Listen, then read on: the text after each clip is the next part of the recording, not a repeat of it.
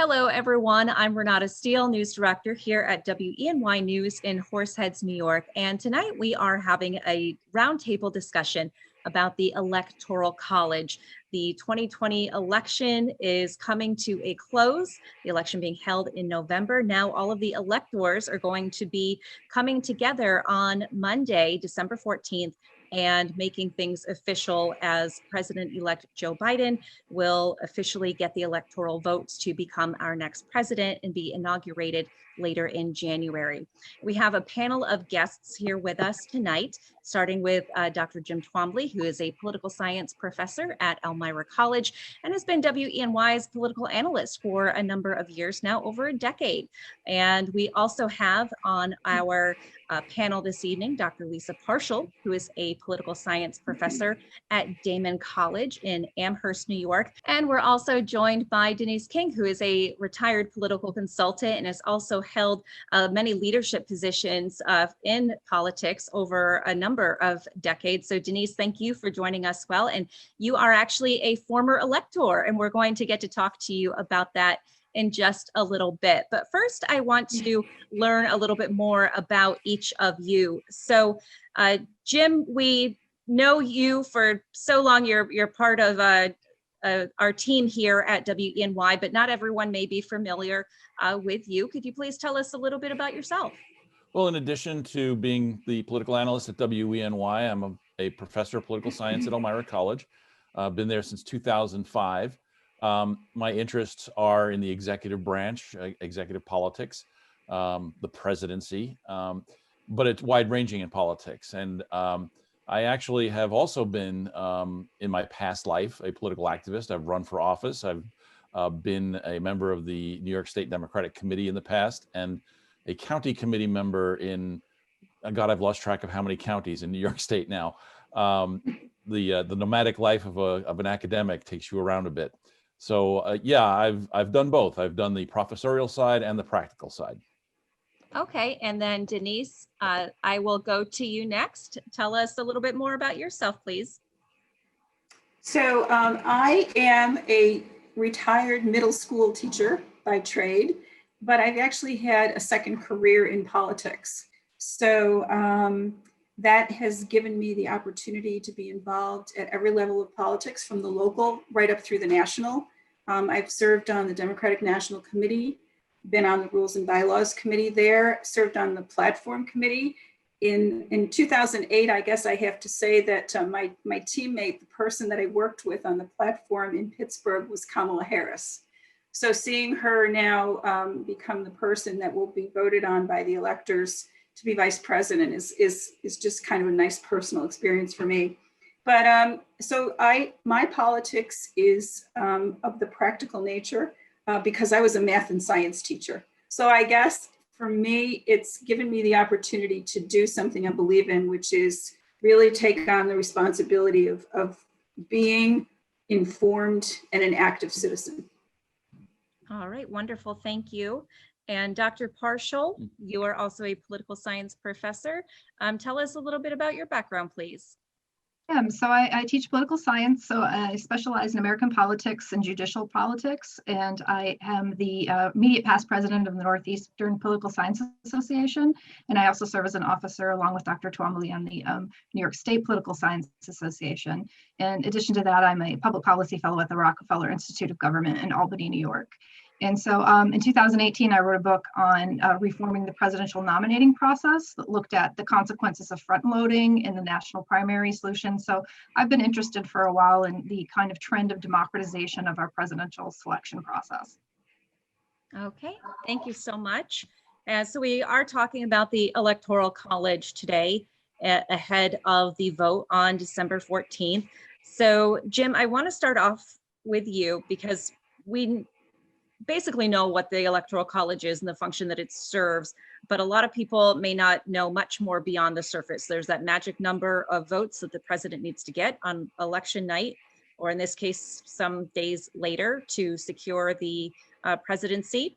But bring us up to speed, please. What exactly is the Electoral College and why do we have it? Well, we have to go way back to the beginnings of our democracy. this constitution under which we operate is the second go-round. It's America 2.0 in a sense. The Articles of Confederation, which were first adopted after the Declaration of Independence and during the Revolutionary War, didn't work out so well. But when we were considering, or when our framers were considering how we were going to lead the country, how we were going to have an executive of some sort, they were very fearful of the tyranny of the king. But at the same time, they were very fearful of this new thing called democracy. Democracy goes way back, but we were the first real experiment in true representative government on a large scale. So the framers were a little bit afraid of that. So just about everything in our Constitution, and the Electoral College in particular, is designed to put one step in between the people and the elected officials. It keeps a measure of independence from the legislature, in that the executive doesn't come from the legislature like a prime minister would in a parliamentary system. It maintains the notion of state supremacy in an older view of what federalism means. So it relies on electors coming from the states. And some argue that it was designed to overrepresent agricultural states, meaning southern slave states, and that its very presence is another vestige of that old system. There's debate historically about what that means and whether or not that's true, but certainly it's this buffer against mass democracy. Okay, and now let's talk about how does it work, because there's a formula here to how the system comes together. Can you explain that, please? Sure. Well, we're all familiar, as you said, with the magic number of 270. That's 1/2 plus 1. There are 538 electors. They are allocated to the states on the basis of the state's representation in the House of Representatives, plus the 2 senators. Now, if you're doing the math, that comes to 535. Where do the other 3 come from? Well, that's the District of Columbia. They get the same status in voting for president as the smallest state would. So you get a total of 538. Divide that in half, you get 269. 1/2 plus 1 is 270. That's the magic number to win the presidency. Now, it's winner-take-all allocation except for 2 states, Maine and Nebraska. They allocate their votes on the congressional district level and then award the 2 statewide seats as a bonus to the winner of the popular vote statewide. States forward the results in a normal year to Congress, which verifies the count and declares the winner. It seems fairly straightforward, one would think. All right, and there have been, I think, in recent years, a lot of issues that have been brought forth with the process of the Electoral College and how it works. So, Lisa, I'd like to ask you, what are some of the biggest issues that there are with the Electoral College as it operates today? Well, I would like to kind of preface what I say with building off of Dr. Twombly's explanation there, that the Electoral College really emerged as sort of a compromise, and a late compromise at the convention, on the question of presidential selection. And I think it's one of the least understood and least liked features of our Constitution. So almost from the beginning, almost as soon as the ink is dry on the Constitution, there's complaints about the Electoral College, and they have magnified. So I'll focus on what some of the current big issues are. And the first one is that it's really malapportioned. And just as Jim was saying, that because each state has a minimum of 3, the smaller states, the agricultural rural smaller states, are overrepresented because our Senate is malapportioned, really. Voters aren't equally distributed across the states, right? So we have that malapportionment issue. The second issue, and this is a biggie, and because of what happened in 2000 and again in 2016, is that the way the Electoral College functions, it is very possible to have a popular vote winner who loses the Electoral College, or said differently, an Electoral College winner who does not win in the popular vote. And so there's been, really a trend in democratization of our presidential selection process. And in most cases, the Electoral College actually amplifies the winner right? In the popular vote winners, a victory is amplified in the Electoral College, which is itself a little bit of a distortion as well. But in some cases, when the factors line up, we have the opposite problem, that it actually deprives the popular vote winner of the presidency. And so that seems undemocratic to most folks, that the person who won the most votes is not the president. And then third, and I believe Denise will speak to this issue in her experience, is the electors haven't been since the first half of the 19th century free agents, so to speak. They have been bound, and states bind them to the outcome of their popular vote. But only about half the states, 26 plus the District of Columbia, actually have bound formally by an oath, or in only about 15 states by a penalty, either a fine or removal as an elector for violating that oath. So for the most part, we rely upon electors as party loyalists to faithfully represent the will of their state's voters. But it is possible, and we have had cases, and last time around, I think we had, I believe, 7 faithless electors who did not vote according to their state's popular vote outcome. Okay. And so it's never been enough to tip a presidential election by any means, but it is enough to worry about whether or not it keeps someone from getting to that magic 270 number.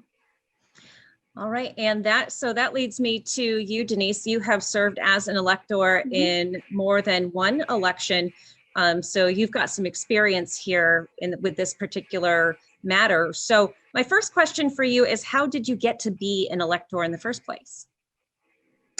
Well, according to the delegates to the Constitutional Convention, they wanted to choose the wisest and most responsible people.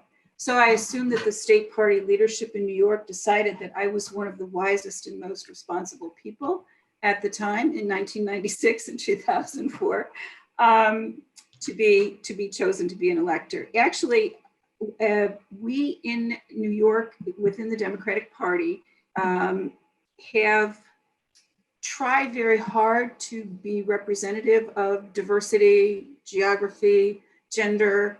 So I happen to be a female from an upstate small rural county. And so I filled that slot nicely. So in the first time that I went, the second time that I went, I was actually in the state party leadership. So it was kind of like an automatic that I was chosen to be an elector. So, and it's because I think Lisa said it, party loyalty is very important, because if you are the elector, you're expected to vote for the person who is the standard bearer for your party. And that's what we do. And that's what we've done both times, except once. There was a situation where one of the electors deposited his ballot into the box, got back to his seat, jumped up and said, "Oh no, I voted for the wrong person. I put the vice president's name in the president's box." So there was a bit of panic, but the Secretary of State calmly went down, unlocked the box, looked through, took out the incorrect ballot, handed it back to the elector, and then the elector revoted and put the correct one in. So I guess he was an unintended faithless elector at that time, but it's interesting. And so can you explain a little bit more about the voting process? And there, as we go into next week, there's a very ceremonial aspect to all of this. Yes. And I think for me, that's the part that, while intellectually I understand that the problems that Lisa brings up and that Jim brings up, I totally acknowledge those. And yet there's a part of me that feels tremendously honored to have been one of 2,400 people throughout history in the state of New York to have been an elector. My name is in that book. And so it's a very formalized process. We are, it is done in Albany. I believe they're going to use the Assembly Chamber this year. It's traditionally done in the Senate Chamber, but this year the Assembly Chamber is larger. So for social distancing purposes, people can sit farther apart. There's a script we are given Everybody has a role to play, and according to the script, people cast their votes one at a time. You go up to, first you vote for the president, and then you vote for the vice president. And then each elector signs 12 certificates of election. And you walk away with your ceremonial pen, you're given a lunch, those kinds of things. But I think the whole idea, the opening ceremony is begun by the Secretary of State. Both times that I went, what struck me is the Secretary of State was a member of the Republican Party because George Pataki was the governor. And there was never a sense of partisanship in the process.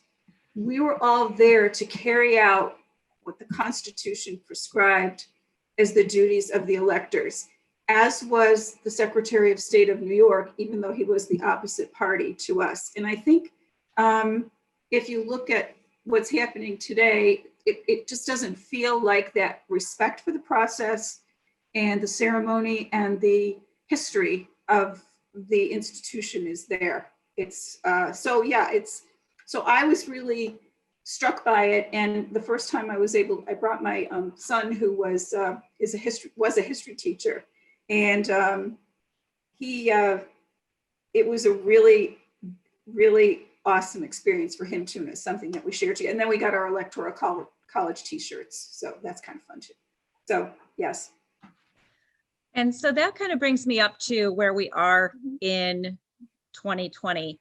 Dr. Twombly, you talked about the creation and the operation of the Electoral College. Dr. Parshall, you talked about some of the issues with the Electoral College.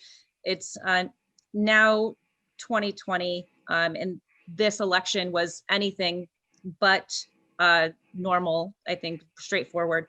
So as it pertains to 2020, Dr. Twombly, why has this election cycle in particular, this presidential election, been so complex compared to some elections in the past? Well, I think at the outset, the process and the people who developed it never envisioned the kind of political rancor and distrust we have today. There are a great many assumptions about candidates and their supporters that they would trust the results, and for those not winning, that they would uphold the process. They would uphold the integrity of the process. I don't think any of the framers envisioned the kind of vitriol and that's in politics today, although they could get pretty nasty back in those days. I mean, we haven't had any beatings on the floor of the House or the Senate lately, at least not physical ones, which we did have in the early days of our republic. But the system is built an awful lot on norms and trust, and we just don't have that. Take the personality of the one individual who's claiming foul right now out of it, and you'd still have a great deal of mistrust of the process. And because people don't understand how the process works, they are easily led to believe it's illegitimate. Denise and I are part of the local Civics for Action collaborative. One of the things we're trying to do with events like this and others is to restore some faith in the system and some understanding of how the system works, so that we don't have more elections like this one, where we've got 2/3 of Republicans in a recent poll doubt the outcome of the vote count. We still have a substantial number of people who overall do believe that the vote count was accurate, but still, it's the trust that sort of undergirds the words of the process, and there's just not that trust. Lisa, do you have a comment on that or as well? No, I think you're absolutely right, Jim. So much of what Denise is talking about as well, and the experiences, that's just always sort of been accepted as pro forma, right? I mean, it's a very important part of the process. But a lot of times we just, we get the results on election day and we accept that that is who is going to be inaugurated in January. The only thing I would add is this year you throw in the pandemic and the increase in the number of absentee and mail-in votes. And that has also contributed to some of that disinformation that the results are unreliable. The states and the state officials, who are responsible, I mean, that's another thing to mention, how decentralized the presidential election process is.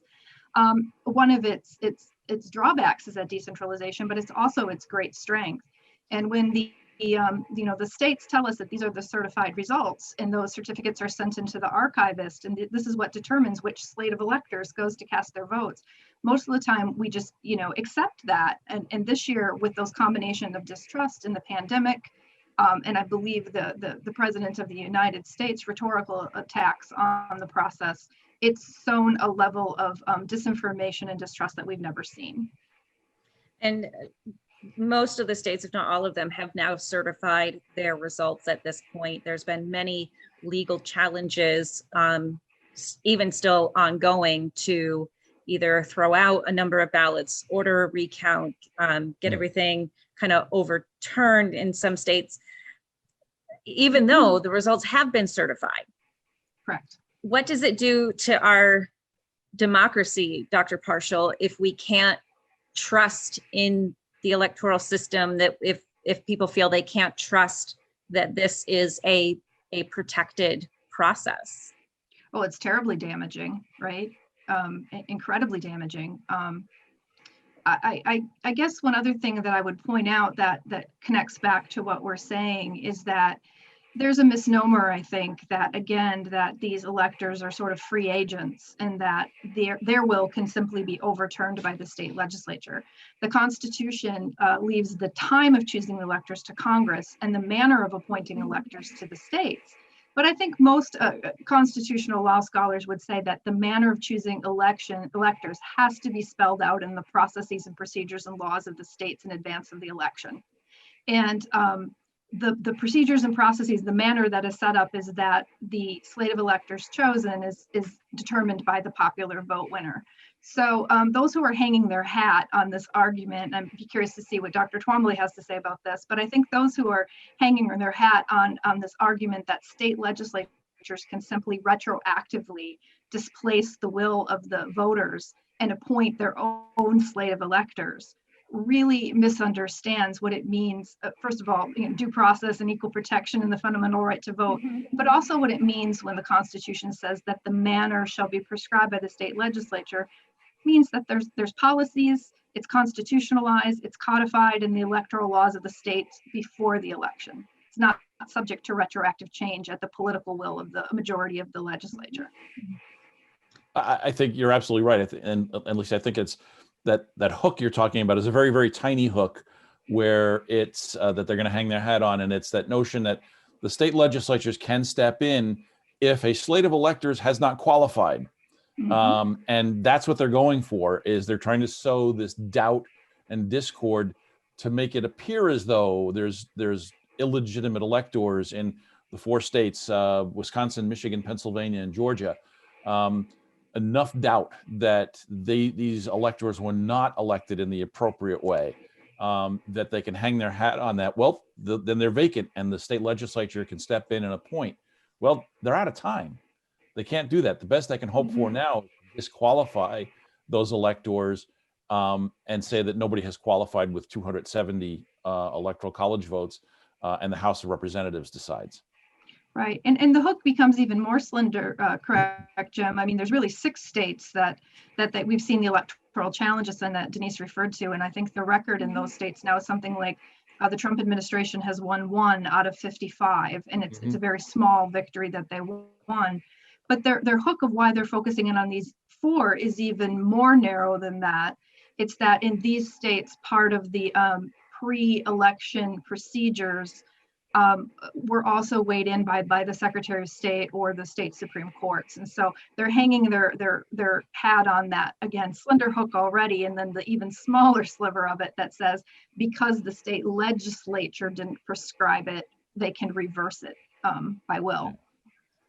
So, and I just would add to that, I think, I'm sorry, Jim, but I just think the pandemic situation, we experienced it in New York, because in New York, you had, when you applied for an absentee ballot in the past, you had to have a reason. This time it was waived, and that happened in other states too.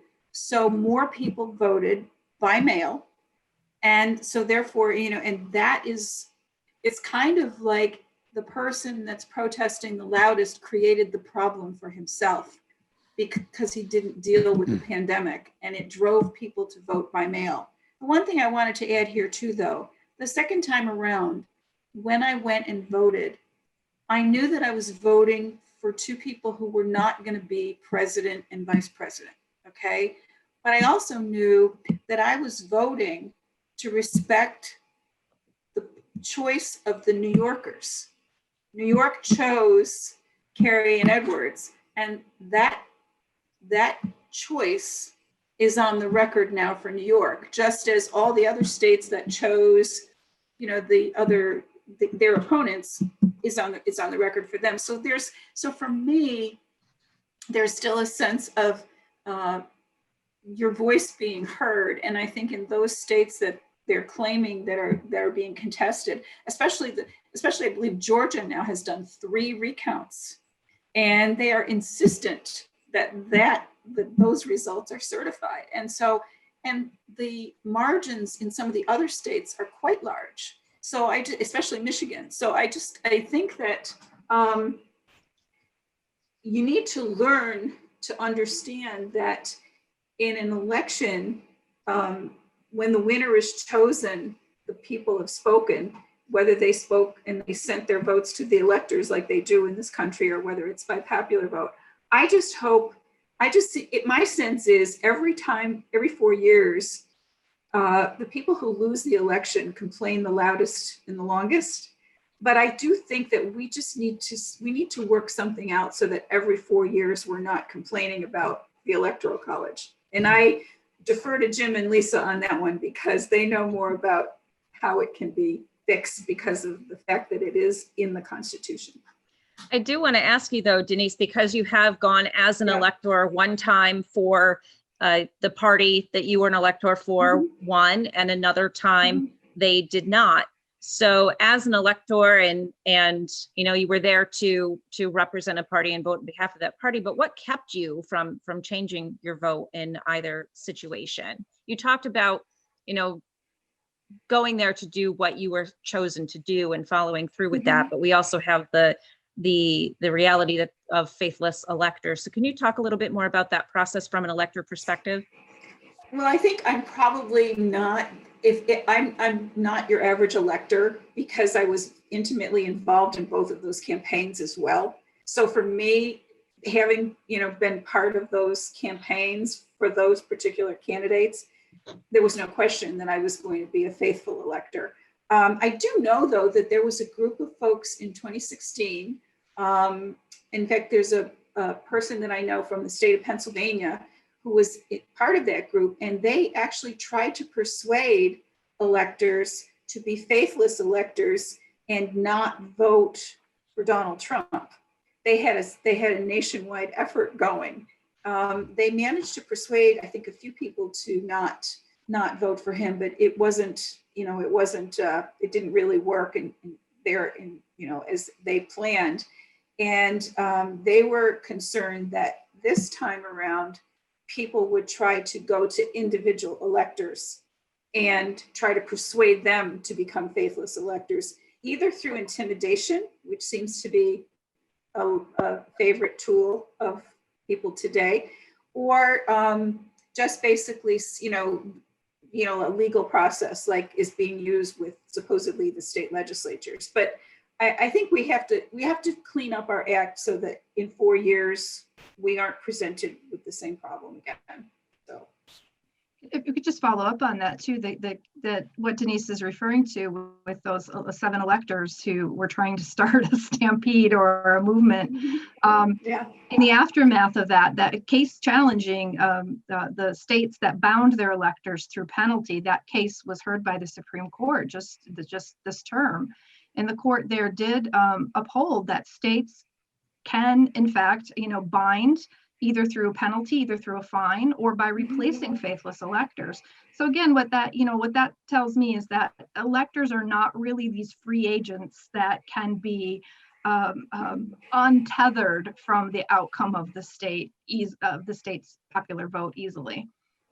Yeah, and I think that if it's not just respecting your party position, but as I said, that year that I voted for the people who did not win the national election, I felt like I was representing the voters of New York because they had chosen those people. So for me, that's being faithful to the voters of my state.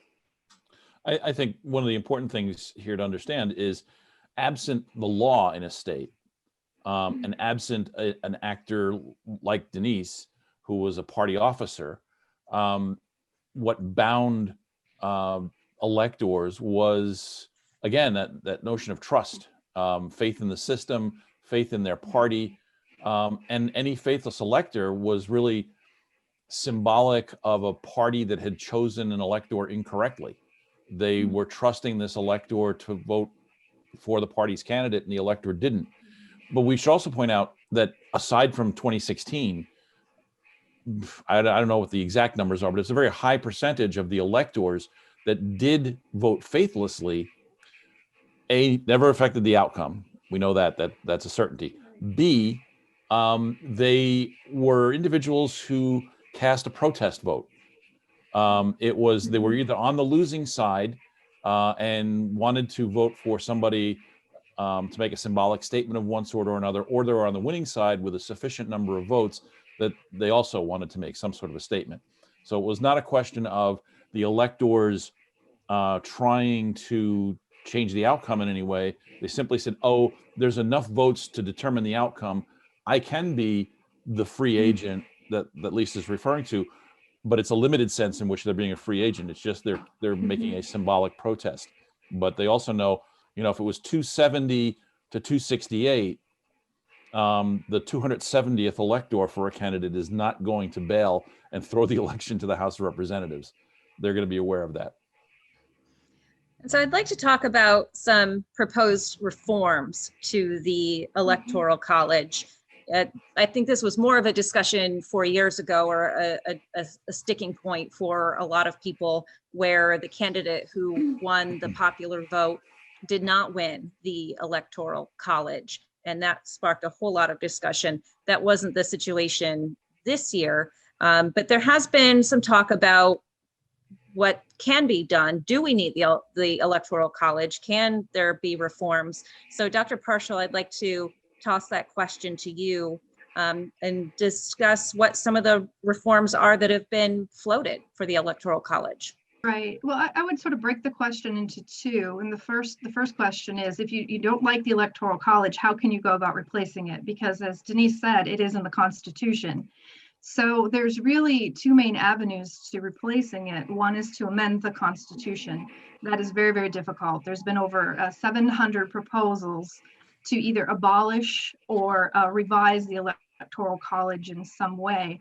A handful of those have passed one chamber, but not the other. The other way of trying to work around the Electoral College is for states to use their Article 2, Section 1, Clause 1 power to determine the manner of selecting electors. So one possibility is you get more states to do what Nebraska and Maine do and set up a district plan rather than awarding all of their electors to the plurality winner of their state. And we can maybe talk a little bit about the pros and cons of the district plan.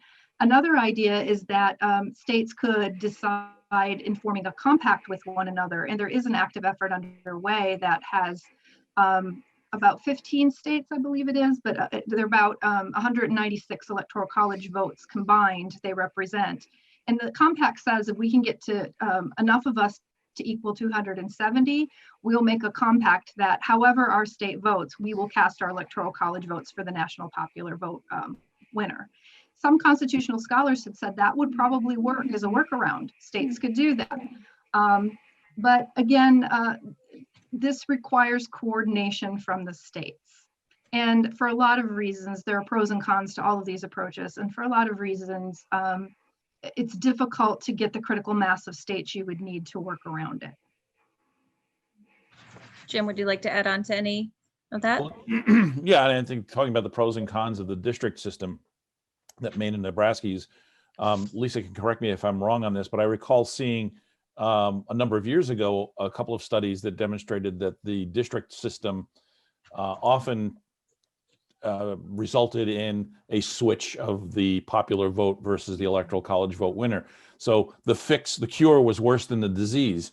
If you're worried about winner take all allocation state by state, giving you the popular vote loser as the winner, the district voting system doesn't necessarily fix that. There are some other proposals too. There's the proportional allocation system, which again would require basically a constitutional amendment.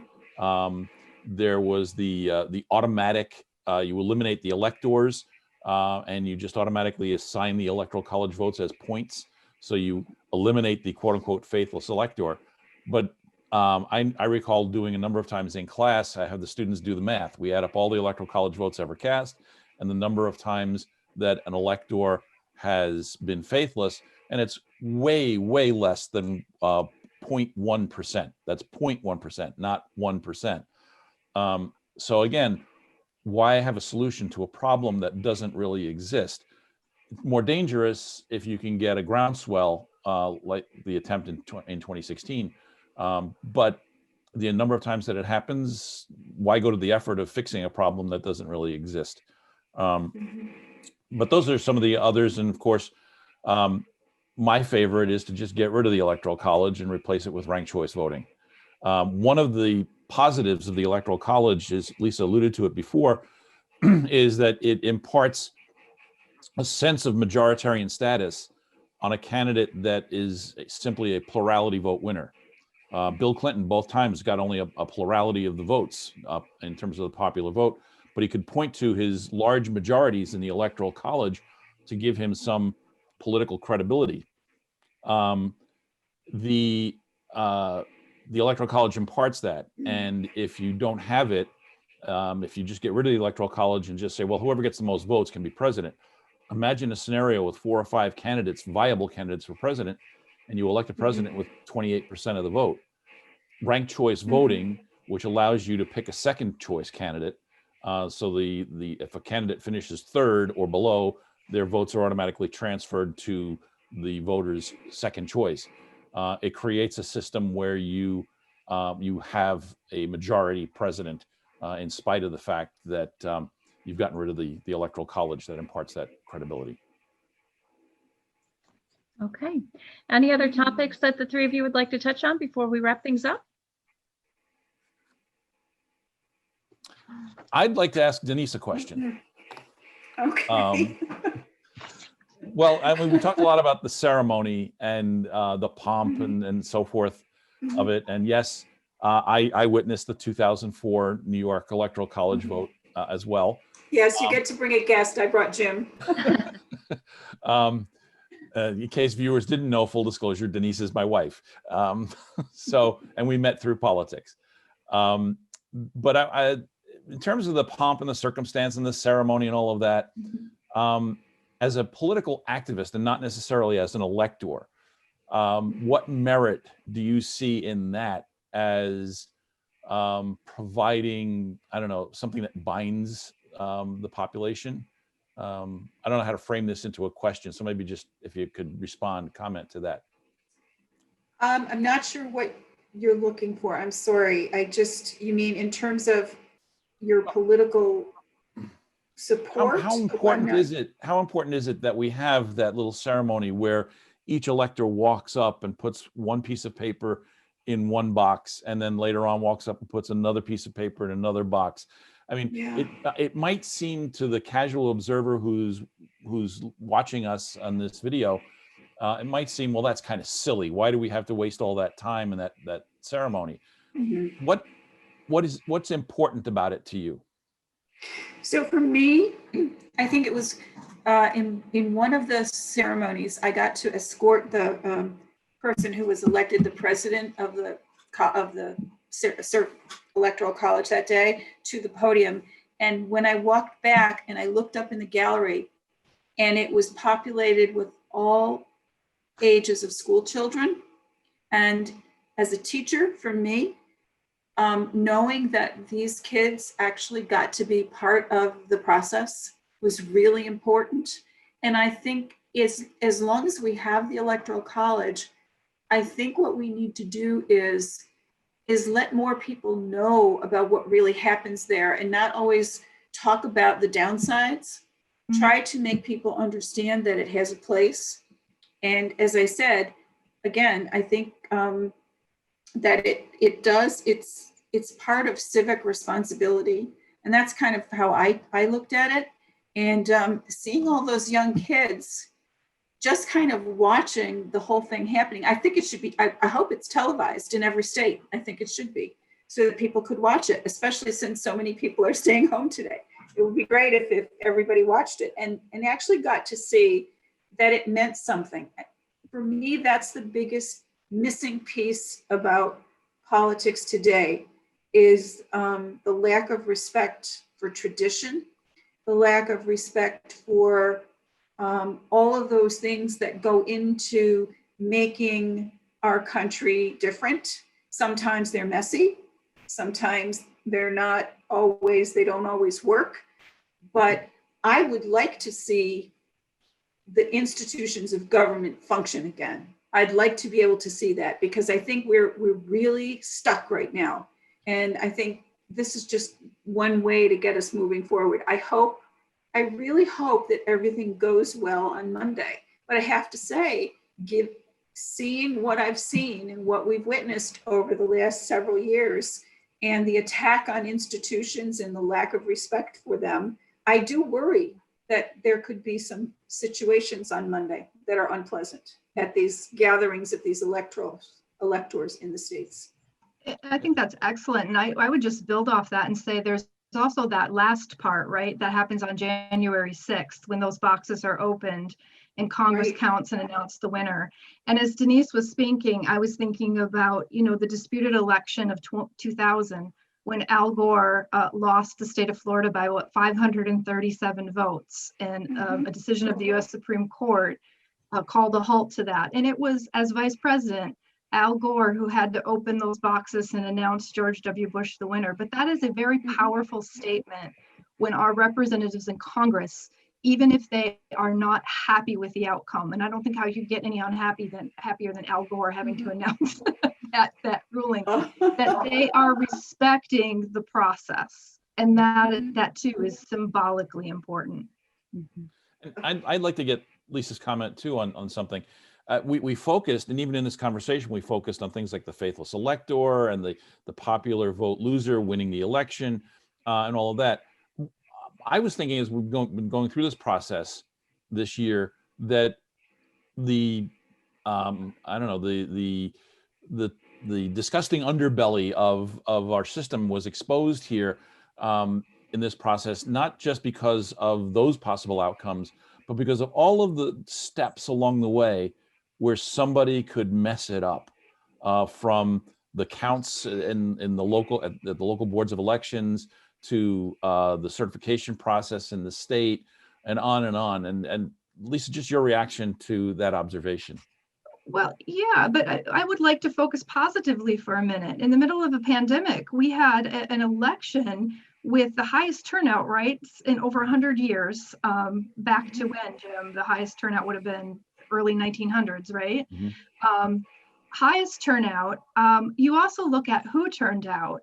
And to me, that's the definition of democracy, is that a lot of these folks that, let's face it, some states and parties tried to sideline, and a lot of folks who haven't always been treated well by our democracy stepped up to make our democracy work. And the real heroes here, I think, are the state and local officials who administer the elections and saw to the integrity of that. And so there's so many things about this process that went right that for me, it's particularly frustrating to see the attempt to delegitimize, particularly through disinformation, and to take away trust in the electoral process. Because as you said, so much of our constitutional democracy is dependent upon those norms.